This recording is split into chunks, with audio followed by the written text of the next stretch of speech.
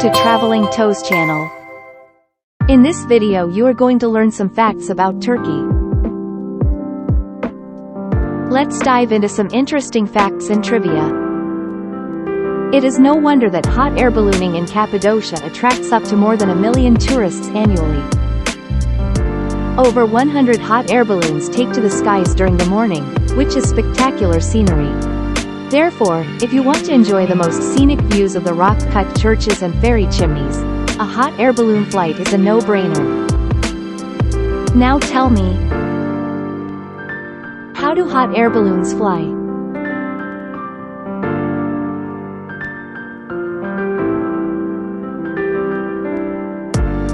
Hot air rises because of gravity and the dependence of air density on temperature. Hot air is less dense than cold air at the same pressure. Hot air responds to the buoyant force and floats upwards, Archimedes' principle in action. Follow Asfa on this adventure around the world through the picture book series The Adventures of Asfa. Follow Traveling Toes for more trivia questions.